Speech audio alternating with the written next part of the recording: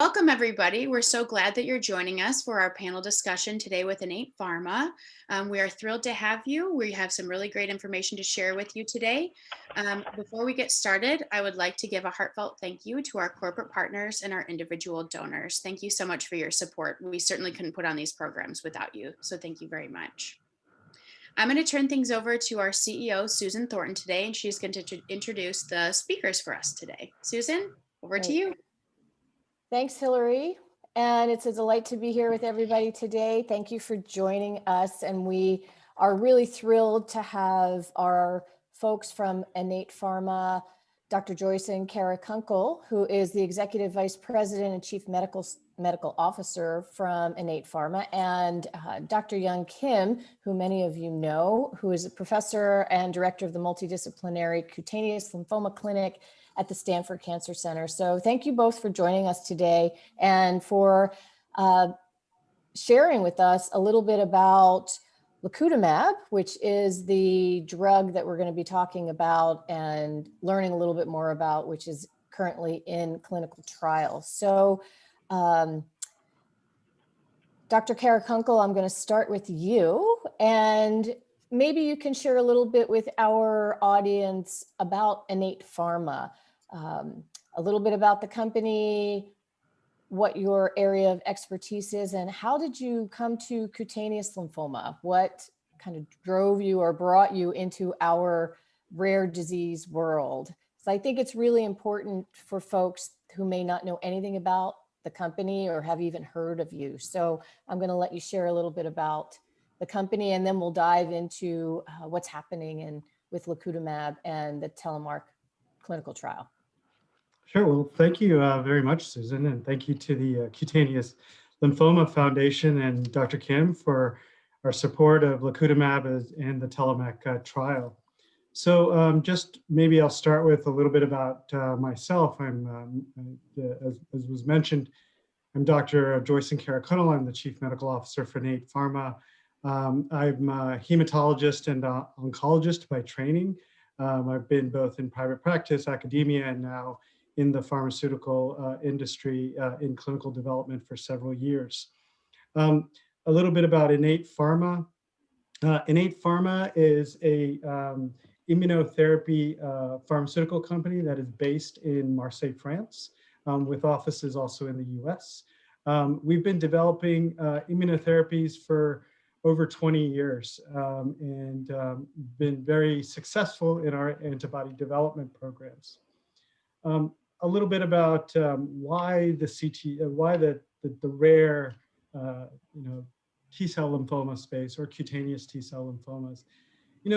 Our whole scientific approach to both antibody development as well is to basically follow the science. And so when we follow the science, what we did is we looked at cutaneous T-cell lymphoma, we saw there was an unmet need, and we saw we could benefit patients. And so we developed an antibody that specifically was able to target an antigen, a tumor antigen, on those on the T cells. So we knew that we would be able to get an antibody that is now directed toward a T cell that has the expression of that antigen. And we felt that this would, at least preliminarily and now with data showing that we are able to benefit this unmet need population.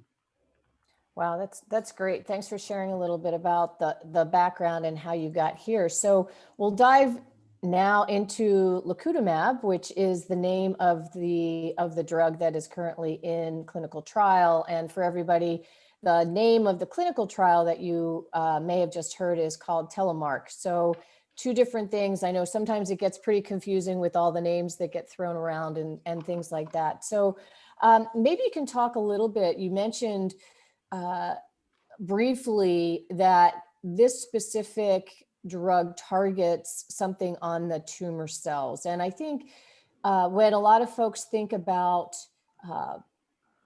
targeted therapies or more personalized medicine, those kinds of things, we're really learning, as we learn more about the different cancers, and particularly in the cutaneous lymphoma world, we still have a lot to learn, but this particular medicine is targeting, as you said, this antigen that sits. Maybe you can talk a little bit about how this works and why this might be effective in treating cutaneous lymphomas, and which might be different than what's already out there. If that helps. Makes sense. So yeah, no, that's perfect. So let me just kind of frame this. Let me start with lacutamab, sort of the antigen that it targets and the type of drug, and then maybe I can move into how lacutamab is different, and then specifically and where we're targeting it right now, at least with what we're seeing.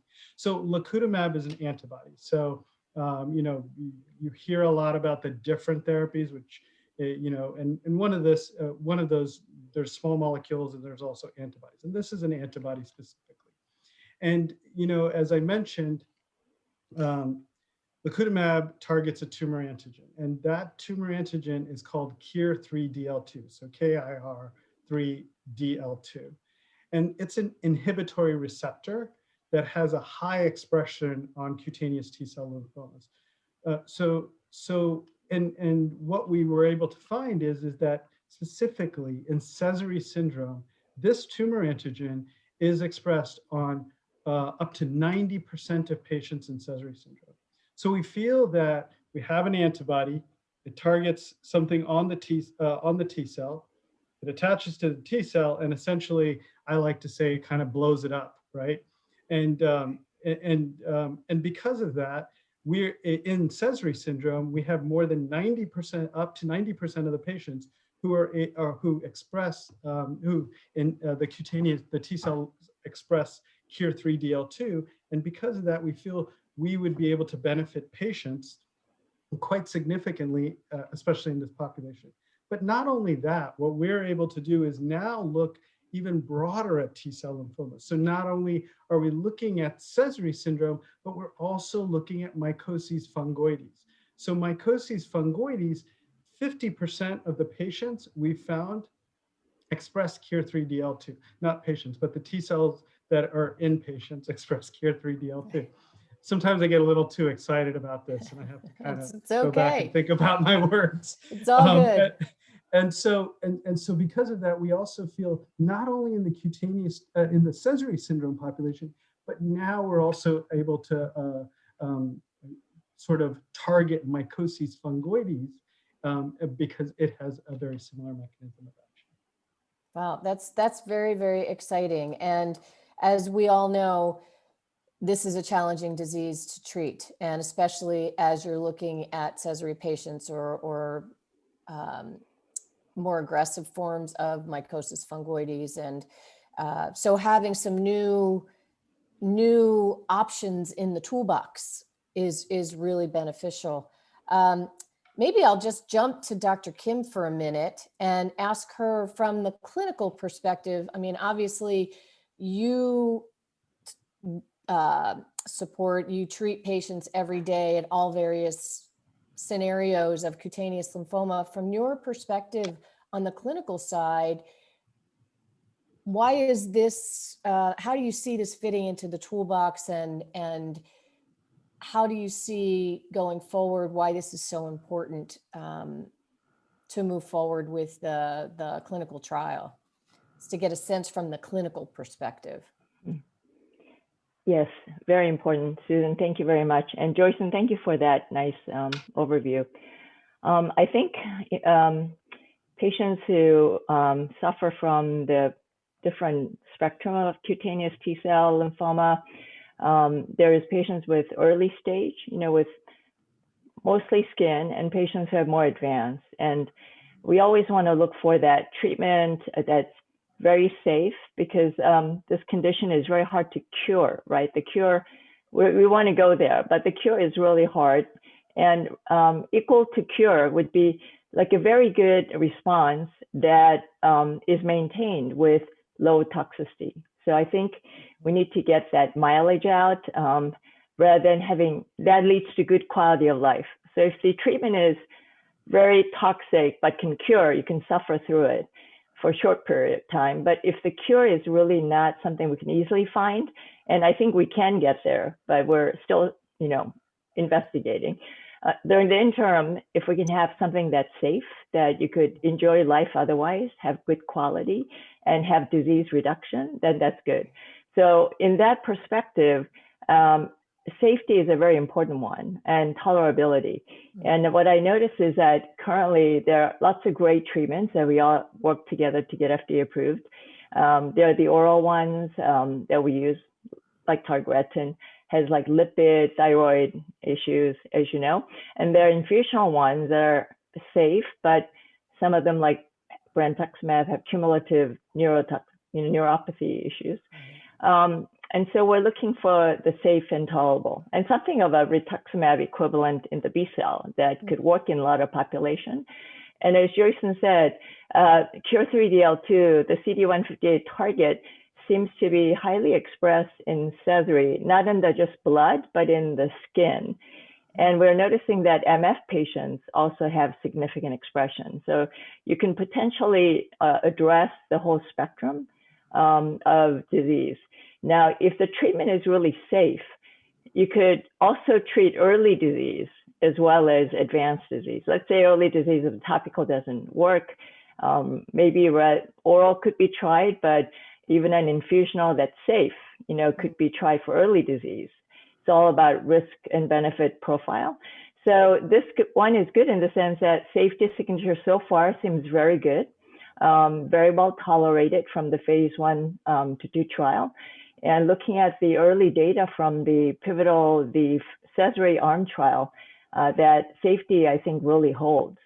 So I think the benefit, great signature, is that safety is really nice. That could be applied to low and high risk patients. Now, if the efficacy is there, and that's what we want to also show, it looks like Sézary, there's more efficacy signal and more experience right now. And if there is some good efficacy signature in the MF side, then I think we could even address the earlier stage patients. And if it is safe, we likely would use that more frontline. That's another thing, rather than later. So if it's safe and effective, we'll use that first, and it will come forward first. So I see this as a very potentially good agent. It's an immune therapy, which is always welcome. We went through the pandemic, and believe me, we want things that do not compromise your immune system, and I think that's great. And then we could potentially use it very safe, different disease profiles. Another thing is that the efficacy profile is good enough alone, but I think if it gets combined with other agents, the efficacy signal could go up tremendously. And I think there's so much to explore in that regard. Oh, that's very exciting news. And I think from a patient perspective, knowing that this is coming down the pike, right? We have work to do, and I'm going to turn it back over to Joyson to talk a little bit more, perhaps about the phase 3 clinical trial and where we are with that. But I think, to your point, having more options in the toolbox, having things that are not immunosuppressant, having options that can be used across the spectrum of the disease, and potentially be able to really knock back the disease so people can have better quality of life is truly what it's all about. And so from my perspective, I obviously have a bias as a patient, and thinking, wow, that's really exciting news and something coming down the pike. So thank you for sharing that perspective. And the safety is really, really important, because as we know in this disease, the general theory is do the least amount of treatment necessary, because we're going to have to do it for a long period of time. So the more options we have that lower toxicity gives us a lot more flexibility in how it can be deployed and used over the course of a long period of time across many different iterations of this disease. So really cool stuff. Joyson, I'm going to turn it back over to you. At this point, can you share a little bit about where we are in the process? We've been trying to educate our patient community along the lines of how clinical trials work, right? From early phase 1, phase 2, phase 3, and how, it takes a long time, right, to move through the process and then really raise awareness within our patient community about the opportunity to participate if it's an appropriate option for you. And one of the challenges, that we do face, small patient population, we're required by law, and it's a good thing, to have a certain number of people participating so we can really fully understand and appreciate how this particular therapy works, right? To be able to go through the approval process with the FDA and hopefully in Europe as well and other countries. So it's kind of a long way around to say, okay, where are we? And what can you share from the data that's been collected so far, and kind of position us to today and what we're looking at going forward? Sure. So yeah, correctly, the drug development process can be quite lengthy, but we've moved it along quite rapidly, and we have data now. So the lacutamab in CTCL has been is currently being studied in both phase 1 and phase 2 studies. So once again, we've kind of moved to getting it to patients and now actually seeing a clinical activity. So when we look at it, I kind of divide this always into two buckets. You got clinical activity and safety. And as Dr. Kim said, the safety has continuously throughout each of the trials been very tolerable and a very safe drug in comparison to also what's out there right now. When we look at the clinical activity in Sézary syndrome specifically, there's two aspects. One is the responses that we're seeing, but also, I think more importantly, is the skin disease and the effect we're having on the skin disease. As we know, the severity of that skin disease can be quite limiting from a quality of life perspective. So that is very important to us. And so what we've been able to show is we've had responses of about 43% global responses on our early phase trial. But in addition to that, we've shown substantial improvements in quality of life using different skin measures. Now, when we look at that whole data set for Sézary syndrome, we've taken it to the FDA and to the EMA. The FDA has granted us fast track designation, and EMA has given us PRIME designation, both showing that we're very confident about what we're seeing, but now also we have regulatory agencies kind of giving us the path to get approval quickly. And then if we move into sort of what I call as the next bucket, which is the mycosis fungoides, once again, we've seen an early signal in the KIR3DL2 expressing cohort. So once again, that tumor antigen, the tumors that are expressing that cohort, we've seen early responses before we've even enrolled 50% of the initial portion of the trial. So very exciting for us that the KIR3DL2 seems to be showing throughout the course that this mechanism is very active in cutaneous T-cell lymphomas. And finally, to what Dr. Kim was saying, we're now pursuing combinations. So we're looking at how can we kind of move upwards in the scale.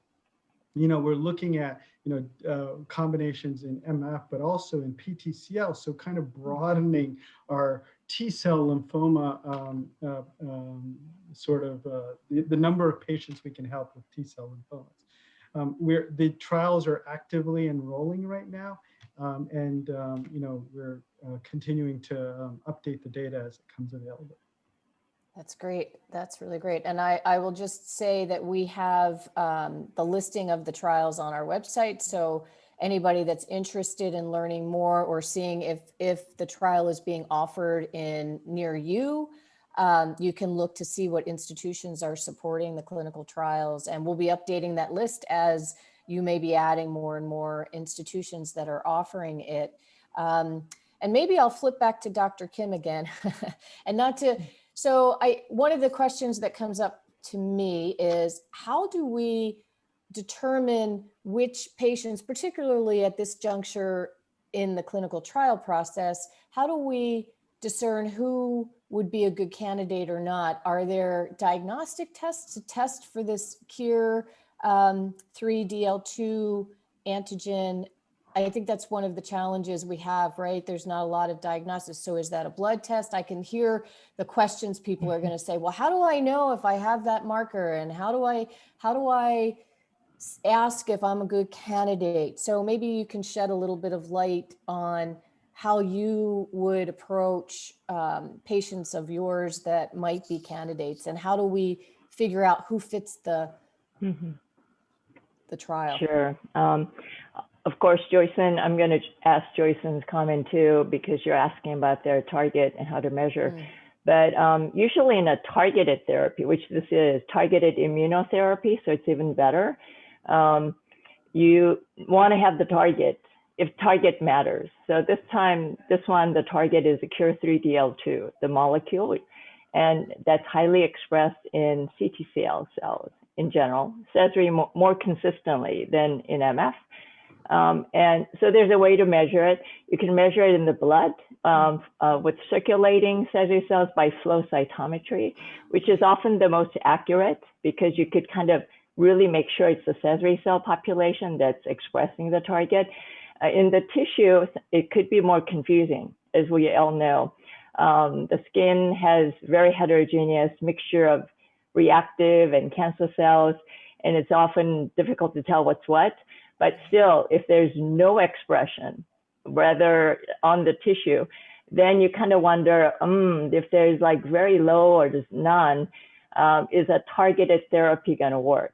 Now, interestingly, you would think it's no, but we haven't actually, we don't know that quite yet, because there could be very little bits of target where you can't see with your eyes in a microscope, but still it's potent enough that that's all it needs. And maybe that's not the only way it works, the drug. So, I mean, it's infancy of learning, but through CD30 target, which we studied as well, like low target expression could just manage it. But with this kind of naked, not a drug attached antibody, you do want some target there, I think. Brentuximab is a little different because it is a drug conjugate. So this one, I think the target is needed. And there are ways to measure it, which Joyson can expand, but you can measure in the tissue and in the blood. But there's no doubt that in the Sézary cells, we are seeing more activity clinically too, more benefit. And I think it also correlates with very consistently high levels of expression. That is, what I mean to say is that you look at 10 people with Sézary syndrome, and more than 9 out of 10, at least 9 out of 10 will be having very high levels in the blood and in the skin.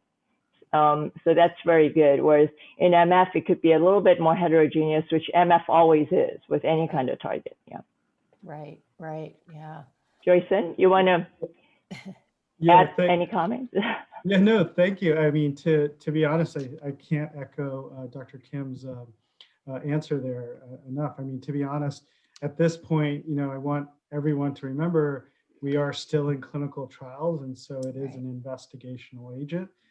And we are learning as time goes on. So we're, as Dr. Kim said, there's a lot of heterogeneity amongst these tissue samples. So you would think logically, yes, the target has to be there, but we do have limitations in being able to detect that target, both visually as well as, being able to get tissue. So we want to make sure that we're not eliminating any possibilities. And we're, the trial in MF is very early on.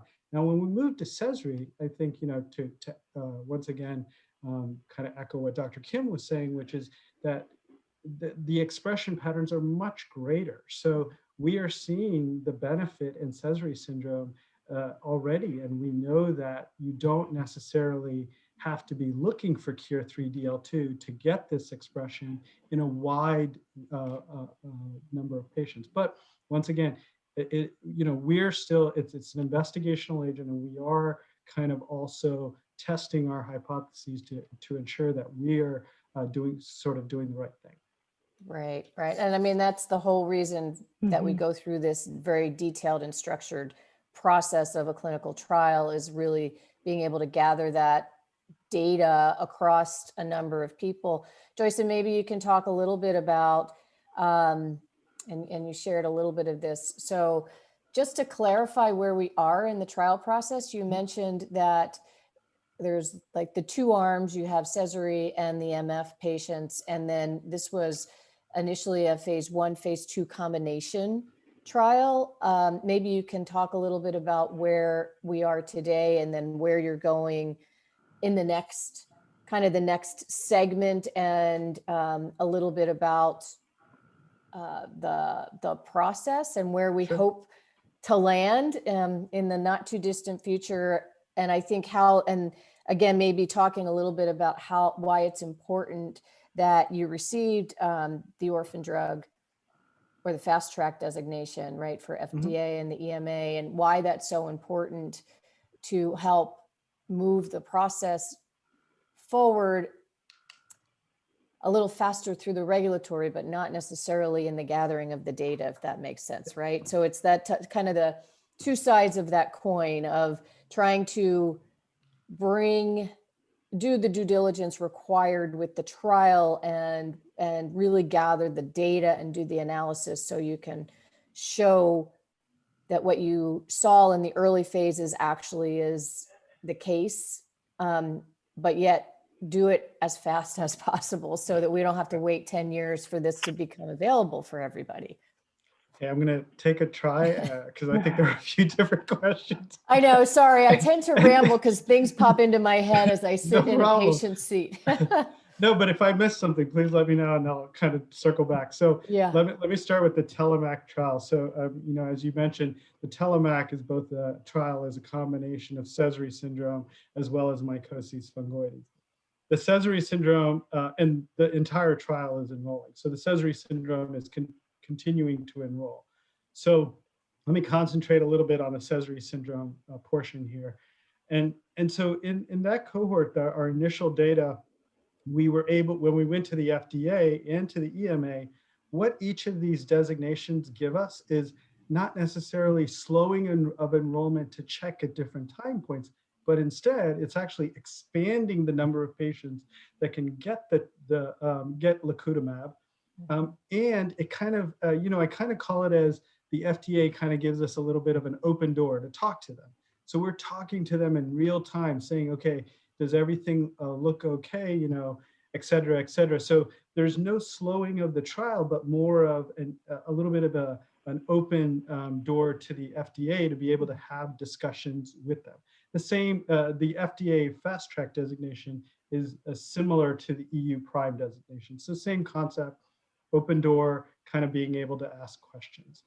In the MF cohort, we are now exploring the sort of, does KIR3DL2 matter in the MF cohort? So those cohorts are also currently enrolling, both in the US as well as in the EU. Great. So maybe we can dive into a little bit just for folks to know in the MF side, what stages are you looking at for enrolling in the trial, just so we can give folks a parameter to say, well, would this be something that I could be eligible for, or maybe it's not for me? Sure. So in the MF cohort, where the current protocol is written as greater than 2 lines of therapy. Okay. So we're enrolling 2 lines of therapy for the MF cohorts. Okay. 2 systemic lines of therapy. Systemic lines of therapy. Yeah, Okay. 1B, Yes. stage 1B and higher. Right. Okay. 1B to 4, but 2 systemic therapies. It's kind of for early stage, it's a little bit heavily treated because it's not skin treatments, but 2 systemic therapies. So like methotrexate, tagretin, or something like that. Right. Okay. That's good to know, I think, from a patient perspective, because what sometimes we tend to see, you know, people get excited, right, about opportunities and it, you know, it's not every new clinical trial is good for every person. So, you know, just trying to set those parameters appropriately for this component. But, you know, although a trial is set to, for regulatory design, like 2 systemic therapies have to fail, but I bet you because of the safety, when this drug is approved, there will be, you know, in NCCN discusses where it would fit. And a lot of the drugs that require like some drug failures, when they're compared to other drugs that had less drug failures, it moves up. You don't require like 2 drug failures at the end of the day. And more likely, if it's safe, it's going to come forward. It's not going to wait until the other drugs fail, but it's going to be like before those drugs that have more safety issues. It's just the way the FDA, it's just for regulatory approval purposes and strategy where you do this, but when the drug is approved, it will be used earlier on. Yeah, which I think is really a good point when you think about it. Again, not that you want to move things fast through the clinical trial process, but you know, the flexibility or the ability to do more with these agents after the approval process, because it's very structured when you go through a clinical trial. You have to meet certain regulatory parameters. So you don't have that kind of flexibility that you will learn after the fact, to your point, you know, moving that up so that you don't have to, as a patient, suffer through potentially other treatments that would not be as advantageous for you. You could go directly to one that we know might be the most benefit. And I think that's where we're all trying to get to, right? Is understanding which treatments or which combination of treatments might be best for which individual. And as we learn more about, which is why all the other kinds of research into the biology and the underlying how the disease works is so important. So we can determine who's best for which piece to get ahead of the curve, to do more, to impact quality of life, even if, you know, the end game is always, can we cure this thing? But if it's going to take us some time to get there, how can we do the best now, today, with what we've got in the toolbox? Anyway. Absolutely. And I think to that point, once you get one drug approved, we love sponsors to work together, because I think at the end of the day, like if this drug requires the target to be high, there are other drugs that could increase the target number. So the reasons that we combine is to make the drugs synergistically work better. We hope synergy, but at least if one depends on target, another drug safely increases the target, and it's also safe, then it's a good thing to combine rather than reducing the target. And then if it's an immune therapy, it would be good to work with another immune therapy that can complement each other. So I think those combinations are the exciting next generation steps to explore. And if this drug works well in the blood, then we want to combine with things that work in the skin and lymph node better, maybe, but augment activity. So there's so much to play with. It's a very exciting time, because we have so many other agents that are also being explored. And eventually we'll learn how to intelligently combine or sequence. And the biomarkers are key. That's why we love Innate, because Innate has been great at exploring biomarkers. So we know that one drug, unfortunately, may not fit all, but we need to learn what are the signatures that would be better a patient with this drug. And that requires, you know, information on how to tailor. And those are the biomarker information. And I think it's really great when a company devotes the time to look at that. And I think you've done a great job, Joyson. So Thank you. Unsolicited plug, but I think that speaks highly, right? I mean, in a rare disease, to have companies that are interested, right? Because it's small patient populations, it's really hard. It takes a lot to put together a clinical trial and to understand how to capture that. And I think, again, from my perspective on the patient side, it's so important for us as the foundation to educate the patients on what's happening in this arena so that we can participate, because without patients participating in these clinical trials, we never get to the end game, which is to have them be available safely, effective new treatments, so that we can really manage the disease on a much greater level. And which is why, I guess that's just my personal passion to bring this kind of a discussion back out to the patients so that everybody can understand what's going on and where do all these pieces fit and how are things going. And it brings so much hope that, especially to folks that are truly suffering. And I know, Dr. Kim, you see it every day, and we talk to people every day. It's so challenging. And the fact that we have treatments in clinical trial that will hopefully get to the end and become available for everybody is just amazing, exciting, and so hopeful. I always tell folks, hang in there. If you can just, find what's working for you now, know that there's stuff coming. And if you have the opportunity to participate in a clinical trial, please do so for yourself, but also for other people, because it's all of us together, right? We have to all absolutely be growing in the same direction. And then that benefits all of us that are living with this disease. So anyway, I know we're coming up to our time. I will give both of you sort of a final, what would you like to say to the patients and their families out there? Either did we miss anything about lacutamab or the clinical trial that you'd like to share, Joyson or Dr. Kim? Again, what do you see on the horizon for patients? Because I think it's we're looking at a new ball game in our disease that hasn't been there before. So, Joyson?